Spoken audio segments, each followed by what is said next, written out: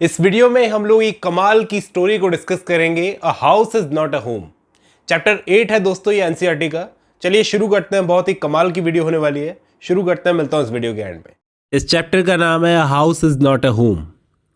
मैं सीधा स्टोरी शुरू करता हूं। यहाँ पर एक टीनेजर की स्टोरी है। कोई लड़का है, वो अपने हाई स्कूल के दिनों को याद करता हुआ बोलता है कि हाई स्कूल में मेरा पहला साल बहुत ही अजीब था। ऑकवर्ड वर्ड का यूज़ किया यहाँ पर अजीब के लिए। इससे पहले जूनियर हाई स्कूल में मैं क्लास का टॉपर था, लेकिन वहाँ पर एक अलग ही मज़ा था। सब लोग आपको रिस्पेक्ट देते थे। लेकिन हाई स्कूल में अब जब मैं आ गया हूँ तो मैं एकदम फ्रेशर हूँ, इसलिए बहुत अजीब लग रहा है। जैसे हमारे यहाँ पर स्कूल ख़त्म होता है तो हम लोग कॉलेजेस में जाते हैं। कई सारे देशों में ऐसा होता है, कई सारे शहरों में ऐसा होता है कि जब छोटा जूनियर स्कूल ख़त्म होता है तो हाई स्कूल में बच्चे जाते हैं। वैसा ही यहाँ पर कह रहा है राइटर कि मैं एकदम फ्रेशर हूँ नई जगह पर, इसलिए अजीब लग रहा था।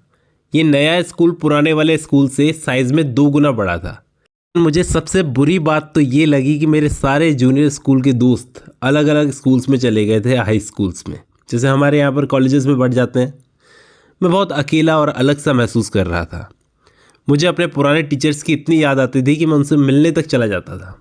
तो वो टीचर्स क्या करते थे, मुझे मोटिवेट करते थे कि मैं अपने नए स्कूल की एक्टिविटीज़ में हिस्सा लूँ, ताकि मैं नए लोगों से मिलूँ, मेरे नए दोस्त बने। कहते थे कि देखना, वक्त के साथ में तुम नए वाले स्कूल में भी एडजस्ट हो जाओगे और वो स्कूल तुम्हें उतना ही पसंद आने लगेगा जितना अभी तुम इस स्कूल को करते हो। और वादा करो, जब भी तुम वहाँ पर एडजस्ट हो जाओगे ना, कभी कभी हमसे मिलने आते रहोगे। मुझे पता था वो सब मुझे फील गुड करवाने के लिए, मेरा दिल रखने के लिए ऐसा बोलते थे, लेकिन फिर भी उनकी बातों से मुझे कुछ तो सुकून मिलता था। यहाँ पर इस पूरी स्टोरी में उन्होंने यही बताने की कोशिश की है कि जब एक टीनेजर की ज़िंदगी में चैलेंजेस आते हैं, जैसे जैसे वो बड़ा होता जाता है तो उसकी लाइफ में चैलेंजेस आते हैं, तो उसे किस तरह से ओवरकम किया जाए, जैसे राइटर ने किया। तो यहाँ पर किस्सा जो है अब शुरू होता है। वो कहते हैं कि खैर संडे वाले दिन एक दोपहर के वक्त मैं अपने घर की डाइनिंग टेबल पर बैठा होमवर्क कर रहा था। बाहर काफ़ी ठंड थी, तेज़ हवा चल रही थी। घर के फायर प्लेस में आग जल रही थी। फायर प्लेस आप समझते हो, जहाँ पर लकड़ियाँ डाली जाती है, आग जलती रहती है। खासकर ठंडी जगहों पर ऐसा होता है जहाँ ज़्यादातर ठंड पड़ती है। घर गर्म रखने के लिए फायर प्लेस ज़रूर होता है घर के अंदर। अब राइटर बोलते हैं कि जैसा हमेशा होता था, मेरी लाल रंग की टैबी बिल्ली मेरे होमवर्क के पेपर्स पर आकर लेट गई। आवाज़ कर रही थी, कभी कभी मेरे पैन पर पंजा मार रही थी। मस्ती के लिए वो हमेशा मेरे पास ही रहती थी। मैंने उसे बचपन में बचाया था, जब वो बहुत छोटी थी। तब से वो मेरे साथ में है और उसे भी ये बात पता थी कि मैंने ही उसकी जान बचाई थी, इसलिए मैं उसके लिए एक हीरो की तरह था। अब उस दिन क्या हुआ कि मेरी माँ बार बार फायर प्लेस में लकड़ियाँ डाल रही थी ताकि घर गर्म बना रहे। यहाँ पर एक फ्रेज़ है, आप नोट कर लो, स्टॉकिंग द फायर। इसका मतलब है आग को जलाए रखने के लिए उसमें लकड़ियाँ या फ्यूल डालना। तो मेरी माँ स्टॉकिंग द फायर, आग में लकड़ियाँ डाल रही थी। अचानक मुझे एक अजीब सी स्मेल आई। फिर मैंने देखा कि छत के कोने कोने से धुआं आ रहा था। धुआं इतना तेज भरने लगा था कि कुछ भी दिखाई नहीं दे रहा था। एक तो अंधेरा, दूसरा ऊपर से धुआं, और हाथों से रास्ता फील करते हुए हम लोग लॉन में बाहर यार्ड में निकल आए। तो यहाँ पर अपनी जान तो हम लोगों ने बचा ली। यहाँ पर ग्रॉपिंग, आप एक वर्ड को नोट कर लो। ग्रॉपिंग का मतलब होता है जब कुछ दिखे नहीं तो हाथों से रास्ता ढूंढना, ग्रॉपिंग कहते हैं उसको। जब तक हम बाहर पहुँचे पूरी छत में आग लपट चुकी थी। मैं पड़ोसी की तरफ भागा, पड़ोसी घर की तरफ, ताकि फायर डिपार्टमेंट को फ़ोन कर सकूं। तभी मैंने देखा कि मेरी माँ वापस घर में अंदर जा रही थी। अंदर जाकर मेरी माँ घर से एक छोटा सा मेटल का बॉक्स बाहर लाई, जिसमें इंपॉर्टेंट डॉक्यूमेंट्स रखे हुए थे। वो बॉक्स तो उन्होंने लॉन में गिरा दिया और फिर वो वापस भागकर अंदर घर की तरफ गई। मुझे पता था वो दोबारा क्यों गई है, क्या लेने गई है। राइटर कहते हैं कि मेरे फादर तो बचपन में ही गुजर गए थे। मुझे पता था, मुझे यकीन था कि मेरी माँ उनकी फ़ोटोज़ और पुराने खत जो जलने नहीं देना चाहती थी वही लेने गई हैं। वो फ़ोटोज़ और लेटर्स ही मेरे फादर की आखिरी निशानियाँ थे मेरी मदर के पास में। उन्हीं को देख देख कर वो याद करती थी उनको। तो मैं ज़ोर से चिल्लाया कि माँ नहीं। मैं भी उनके पीछे भागा, लेकिन एक फायरमैन ने मुझे पीछे से पकड़ लिया। मुझे पता भी नहीं था कि फायर ब्रिगेड की गाड़ियाँ आ चुकी थी। मैंने कोशिश तो की उससे खुद को छुड़ाने की, मैंने बोला कि आप समझ नहीं रहे सर, मेरी माँ अंदर है, छोड़ो मुझे। लेकिन उसने मुझे मजबूती से पकड़ा हुआ था। मैं इमोशनली सोच रहा था, वो लॉजिकली। अच्छा हुआ उसने मुझे छोड़ा नहीं, वो सही था। नहीं तो मेरे साथ में भी कुछ हो सकता था, मैं भी भाग के अंदर जा सकता था। के पीछे पीछे मेरी माँ को बचाने के लिए शायद कुछ फायरमैन अंदर चले गए। उसने मुझे कहा सब ठीक हो जाएगा, वो लोग उसे बचा लेंगे, वो लोग उन्हें बचा लेंगे, मतलब तुम्हारी मदर को। उसने मुझे एक कंबल ओढ़ाया और हमारी कार में बैठा दिया ताकि मैं गर्म रहूं, सेफ रहूं। कुछ देर बाद एक फायरमैन मेरी माँ को लेकर घर से बाहर आया। फायरमैन ने उन्हें तुरंत ही फायर ट्रक में ले जाकर उनके मुंह पर ऑक्सीजन मास्क लगा दिया। मैं दौड़कर मेरी माँ के पास गया, उन्हें जोर से गले लगा लिया।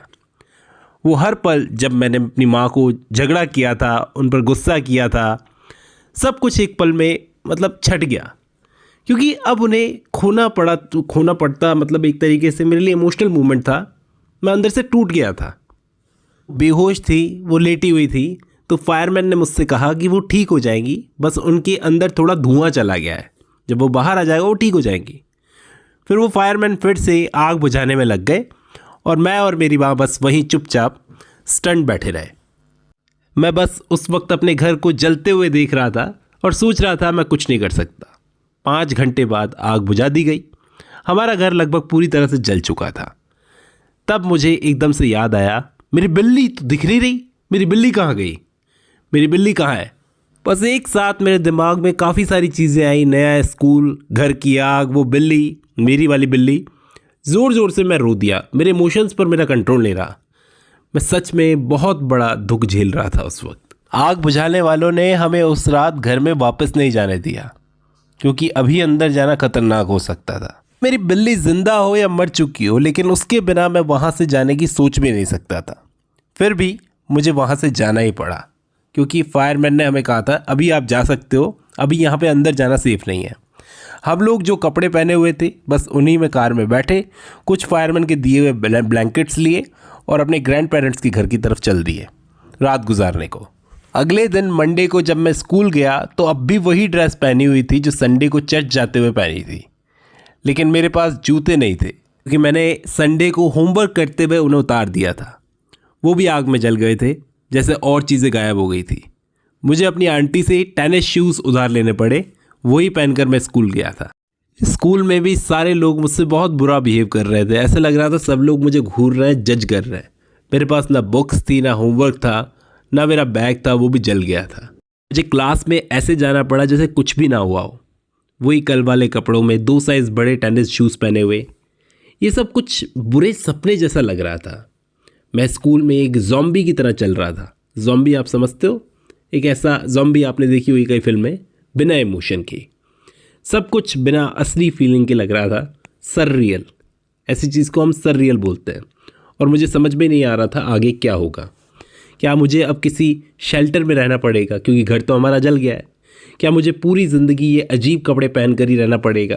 क्या मैं टेनिस शूज़ पहन कर आऊँगा सारी ज़िंदगी? मैं जब उस दिन स्कूल से घर आया, एक ज़बरदस्त चीज़ हुई। अरे आस पड़ोस के लोगों ने, सब लोगों ने मिलकर हमें कई बैग्स में सामान भेजा था। ये सब देखकर मैं हैरान रह गया। हमें स्कूल के सामान, मतलब स्कूल का सामान मिला था, नोटबुक्स मिली थी, कपड़े मिले थे, कुछ पैसा भी मिला था। काइंड लेडी ने तो मेरे लिए नए नए कपड़े तक खरीद लिए थे। लोग जो हमें कभी मिले भी नहीं थे, वो लोग भी हमारी मदद कर रहे थे।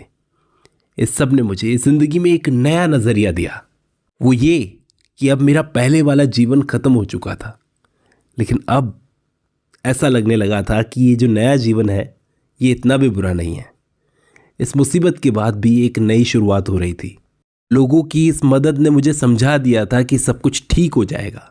और फिर मेरी ज़िंदगी का सबसे बड़ा खुशी का पल आया कि फायरमैन जब हमारे जल चुके घर का मलबा हटा रहे थे, रैकेज हटा रहे थे, तभी किसी ने चिल्लाकर कहा, देखो तुम्हारी बिल्ली।